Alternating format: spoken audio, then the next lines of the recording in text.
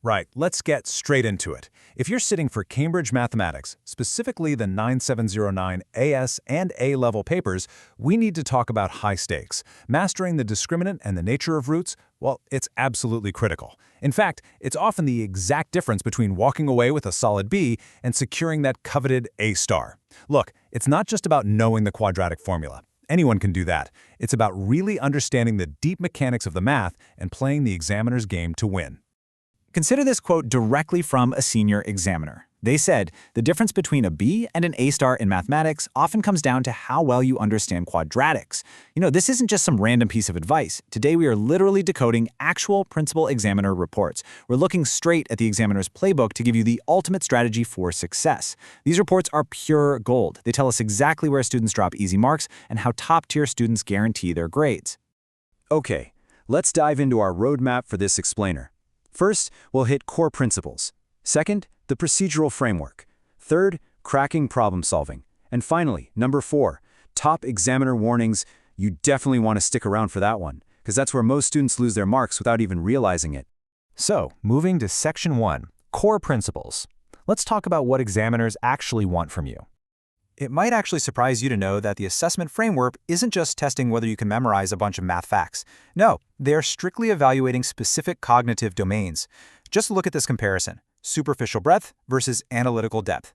A lot of students study for superficial breadth, right? They try to cram 100 different variations of a formula into their heads. But examiners, they prioritize analytical depth. They want to see your deep logical structuring, precise definitions, and that you understand causal relationships.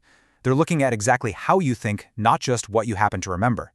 So, the absolutely crucial point here is that your assessment objectives target 3 distinct cognitive domains. First, knowledge and understanding. Second, application. And third, analysis. Sure, you need the raw knowledge of the discriminant, but then you have to apply it to a completely novel scenario and analyze the implications. Your logical reasoning across these 3 domains is entirely non-negotiable if you want those top marks. Now, here is a massive insider insight, straight out of the examiner reports. Candidates who reference cross-topic connections achieve significantly higher marks. It's a real game changer. The theoretical architecture of quadratics just isn't isolated. It integrates with other syllabus areas, like calculus or coordinate geometry.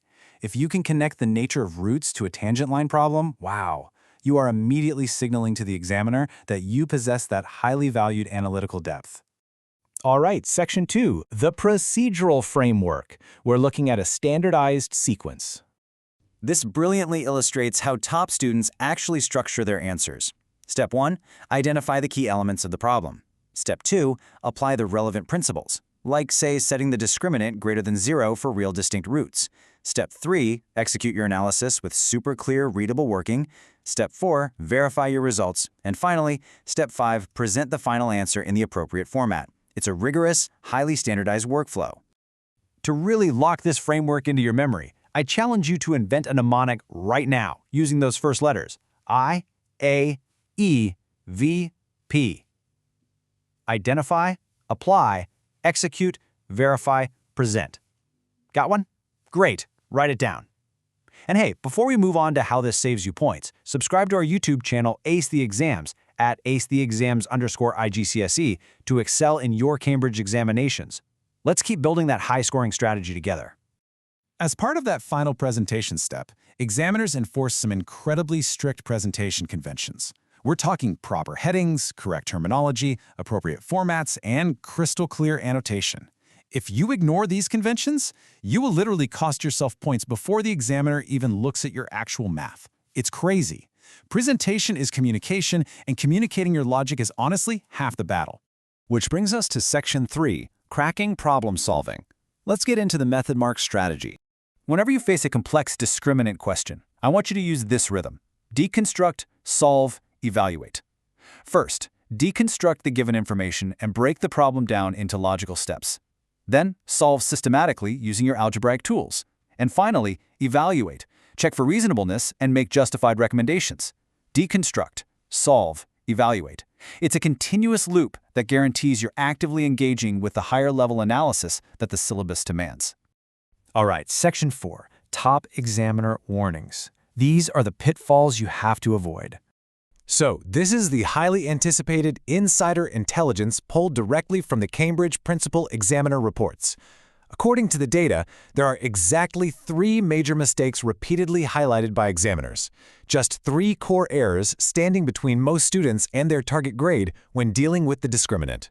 Let's go through them. Mistake 1, forgetting to include proper format. Mistake 2, forgetting to check your presentation. And mistake 3, answers are not specific to the given context.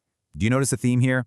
It is incredibly frustrating to lose hard-earned marks over formatting, presentation, and context rather than the actual math calculations. You might have found the correct range of values for K, sure, but if you don't present it as an inequality in the context of the question, the examiner simply cannot give you full credit.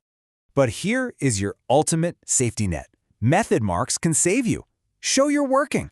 The framework is made up of descriptive, analytical, and evaluative levels. Marks are literally awarded for the process itself.